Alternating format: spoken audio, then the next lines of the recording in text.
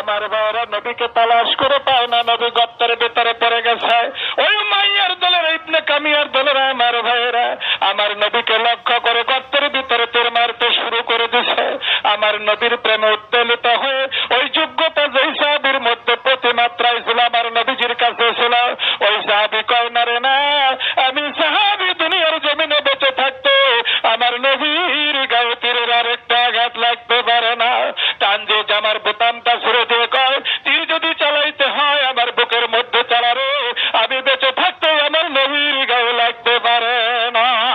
কিতাবুল Maghazi Bukhari শরীফ খুলে দেখার ওই সাহাবী গর্তের ভিতরে চিঠে শুয়ে গেছে আমার ভাইরা। একটা নয়, দুইটা নয়, 80টা তীরের আঘাত তার বুকের মধ্যে লইছে, আমার নবীর গায়ে তীরের আঘাত লাগতে দেয় না। এরা ছিল আশিকে রাসূল, এরা ছিল আল্লাহ প্রেমিক, এরা ছিল নবী প্রেমিক। আমার ভাইরা এরা ছিল তাওহীদে বিশ্বাসী। আমার ভাইরা দুনিয়ার জমিন থেকে গলা কাটাইছে, যুদ্ধের ময়দান থেকে পিছা হয় না। ওই যোগ্যতা আজকে কোথায় আমার বাইরে? যোগ্যতা হয়েছিল আত্মিক পরিশুদ্ধতা লাভ করে দিল জিন্দা বানাইয়া নারায়ে তাকবীরের ধ্বনি দিয়ে যখন যুদ্ধের ময়দানে চলে গেছে আমার ভাইরা, তারা যুদ্ধের ময়দানে বিজয়ের গৌরব অর্জন করেছে। কেমন ছিল আমার ভাইয়ের? একটা ঘটনা আমার মনে পড়ে যায়। আয় হায়, নবী প্রেমিকেরা কেমন অবস্থা করেছে। আমার নবী ডাক দিছে, ও সাহাবীরা আমাদেরকে যুদ্ধের ময়দানে যেতে হবে।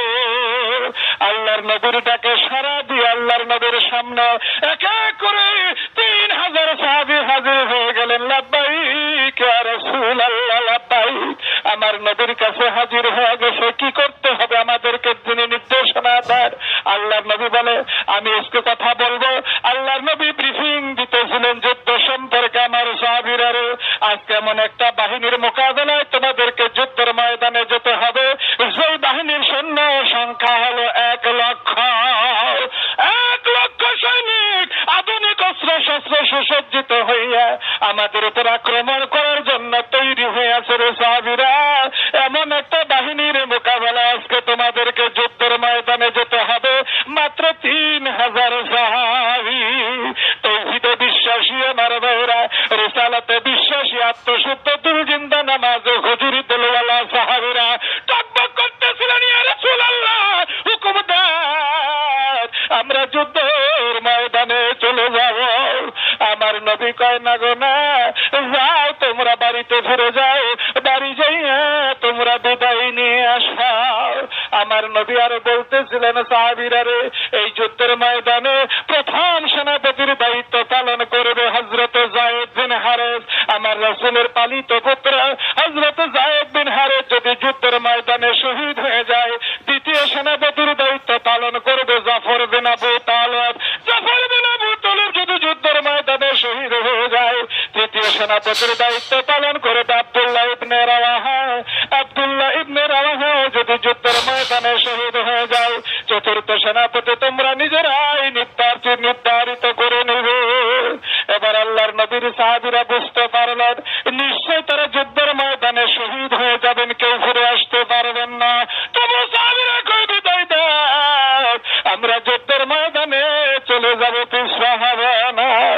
আমার নবী কয় না, আপনারা বাড়িতে চলে যান, বিদায় নিয়ে আসেন। আল্লাহর নবীর সাহাবীরা মনে মনে চিন্তা করে, আমরা বাড়িতে চলে যাব, স্ত্রী পুত্র পরিবার পরিজনদের থেকে বিদায় নিয়ে আসবো, তাই তো জীবনের শেষ বিদায়।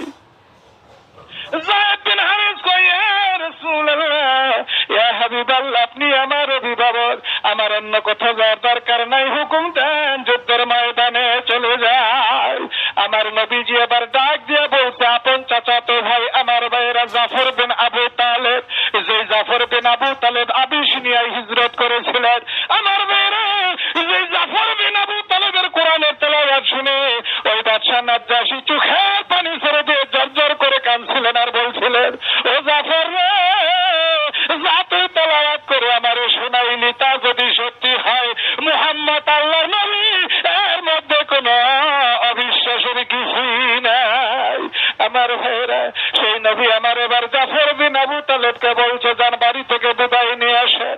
জাফর বিন আবু তালেব বাড়ির পথে রওনা হয়ে গেছে, মনে মনে চিন্তা চিন্তা করে কেমন করে বলবো, কেমন করে বিদায় নেবা। এজন্য জাফর বিন আবু তালেব প্রথম স্ত্রীর কাছে রওনা হয়ে গেলেন। স্ত্রীর কাছে যায় বলতেছেন, স্ত্রী গো বিদায় দাও, জীবনের তোর শেষ বিদায় আর কোনোদিন দেখা হবে না, তুমি বিধবা হয়ে যাবে। আমার মন বলছে আমি যুদ্ধের ময়দানে শহীদ হয়ে যাব, আর কোনোদিন ফিরে আসবো না। এবার স্ত্রী বলতেছে, স্বামী গো আপনি যুদ্ধের ময়দানে চলে যাবেন গো স্বামী, আপনাকে বাধা দিব না। স্ত্রী হিসাবে আপনার কাছে আমার একটা অনুরোধ, একটা দাবি থাকলো, একটু সময় দেন, আমি প্রাণ খুলে আমার স্বামীর একটু খেদমত করতে চাই। আমি তো জীবনের তোরে আর কোনোদিন আমার স্বামীর খেদমত করতে পারবো না। জাফর বিন আবু তালেব কয়, না রে না, ওই সময় দেওয়া যাবে না, বিদায় দাও, যুদ্ধের ময়দানে চলে যাব। সন্তানেরা পাশ থেকে শুনে বাবা মার কাছে বিদায় চায়, বাবা যুদ্ধের ময়দানে চলে যাবে, বাবা আর কোনোদিন ফিরে আসবে না, আর আসবে না, মা বিধবার পোশাক পরবে। তাই শুনে বলে আমরা সন্তানেরাই তো বাবা বিভাগে হয়ে যাব, এই দুনিয়ার জমিতে বাবা বলে ডাক দেওয়ার মতো কেউ আর থাকবে না। এবার সন্তানেরা চারপাশ দিয়ে ধরছে বাবার কবরে, বাবা গো যুদ্ধের ময়দানে চলে যাবে গো, বাবা শহীদ হয়ে যাবে, মা শুধু বিধবা হবে না, আমরা সন্তানেরাও তো জনের মতো এতিম হয়ে যাব। সন্তানেরা চতুর্দিক থেকে ব্যাকগ্রাউন্ড দিয়ে ধরছে। এবার বাবা সন্তানের মাথায় হাত বুলাইয়া দেয়, বাবা রে বিদায় দে, যুদ্ধের ময়দানে চলে যাব, বিদায় দে রে বাবা, দেখা হবে হাসরের ময়দানে। আমার জাফর বিন আবু তালেব রওনা হয়ে গেছে। স্ত্রী পিছন দিক থেকে তাকাইয়া দেখে স্বামী ওই যে বিদায় হয়ে যায়, জীবনের তবে আর স্বামী কোনোদিন ফিরে আসবে না। সন্তানেরা পিছন দিক থেকে বাবা বাবা করে ডাকে, বাবা পিছন দিকে ফিরে তাকায় না, সন্তানেরা দৌড় দিছে বাবার পিছনে, বাবা গো যুদ্ধের ময়দানে চলে যাবে গো বাবা, জীবনে তোরে আর বাবা বলে ডাকার মতো কেউ থাকবে না গো বাবা, একবার শুধু পিছন দিকে মুখ ফিরাইয়া তাকাও গো বাবা, জীবনে তোরে আমরা বাবা আর একবার চেহারা দেখতে। আর পিছন ফিরে তাকায় না, সন্তান পিছনে ডাকে আমার মেয়েরা। নবীর প্রেমে মাওলার প্রেমে উদ্দীলিত হইয়া সন্তানের দিকে তাকায় না, স্ত্রীর দিকে তাকায় না। আমার তৃতীয় সেনাপতির দায়িত্ব পড়েছিল আব্দুল্লাহ ইবনে রাওয়াহা, সবে মাত্র বিবাহ করেছে, বাসর করে স্ত্রী আছে, এমন সময় ডাক আসছে যেতে হবে যুদ্ধের ময়দানে। স্ত্রীকে রাইখা চলে গেছে, এবার বাসর ঘরে ফিরে আসতেছে, স্ত্রী থেকে স্বামী বিদায় নেবে। স্ত্রী অপেক্ষা করতেছে, স্বামী আসতেছে, বাসর ঘর হবে। ঘরের দরজায় নক করেছে, স্ত্রী দরজা খুলে দিছে, স্বামী আসছে, বাসর ঘর হবে। তাকাইয়া দেখে স্বামী তার দিকে পিছন দিয়ে দাঁড়াইয়া রয়েছে। এবার স্ত্রী দেখে, স্বামী গো কি বেয়াদবি না করলাম, আর কি না অপরাধ হলো, ও স্বামী বাসর ঘরে নাই, আমার দিকে পিছন দিয়ে কেন দাঁড়াইয়া রইলেন, অপরাধ যদি করে থাকি ক্ষমা করে দেন, আমার বাসর ঘরে আসেন। কয় না রে না, এই দুনিয়ার জমিনে আমার বাসর হইতে পারে না, এই দুনিয়ার জমিনে বাসর হবে না, বিদায় দাও, আমি যুদ্ধের ময়দানে চলে যাব, আমি শহীদ হয়ে যাব, বিদায় দাও, বাসর ঘরে বিধবার পোশাক পরে নাও।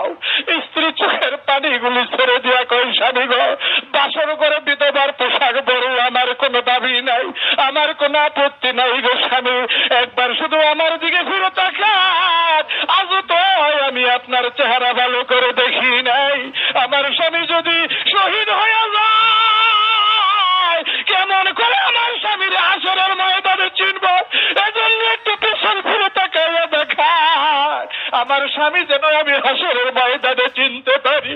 আব্দুল্লাহ ইবনে রাওয়াহা কয়, না রে না, দেখতে হবে না, চিনতে হবে না, বিদায় দাও, আমি যদি শহীদ হয়ে যাই দেখা হবে হাসরের ময়দানে, পরিচয় লাগবে না, উম্মতের দরদি, উম্মতের কান্ডারি নবী মুহাম্মদুর রাসূলুল্লাহ তোমার পরিচয় করাইয়া দিবে, সে অপেক্ষায় থাকবে। এই পরিচয় সে দিনে লাগে আমার। তৌহিদে বিশ্বাসী হয়ে তৌহিদের প্রেমের পাগল পারা হয়ে যুদ্ধের ময়দানে শহীদ হয়ে গেলেন আমার ভাইরা। তারা পিছপা হলেন না। ইতিহাস তালাশ করে দেখেন, ওই যুদ্ধের ময়দানে যুদ্ধ করতে করতে করতে করতে করতে করতে 3 জন সেনাপতি যুদ্ধের ময়দানে শহীদ হয়ে গেলেন। ভাইয়ের আমার, জাফর বিন আবু তালেবের ইতিহাসটা ওইভাবে লেখা হয়েছে।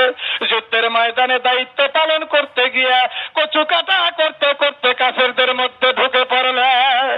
চতুর্দিক থেকে কাফের দ্বারা পরিবেষ্টিত হয়ে গেলেন। হযরতে জাফর বিন আবু তালেব এই হাতের ভিতরে একটা তরবারির আঘাত চলে আসলো। হাতটা আয় হায় দেহ থেকে বিচ্ছিন্ন হয় নাই। হাতটা দিয়ে কোনো কাজও তিনি করতে পারতেছিলেন না, হাতটা ঝুলতেছে। এই হাতের জন্য তার যুদ্ধ করতে সমস্যা হয়। এজন্য যুদ্ধের ময়দানে জাফর বিন আবু তালেব নিজের হাতটা জমিনের মধ্যে রেখা নিজের আরেকটা পা দিয়ে হাতটারে চৈপা ধইরা একটা টান দিয়ে নিজের হাতটা নিজের দেহ থেকে আলাদা করে দিয়ে ইসলামের জান্ডা দাঁত দিয়ে কামড় দিয়ে ধরে আরেকটা হাতে যুদ্ধের ময়দানে যুদ্ধ করতে করতে আরেকটা তরবারির আঘাতে এই হাতটাও তার দেহ থেকে বিচ্ছিন্ন হয়ে যায়।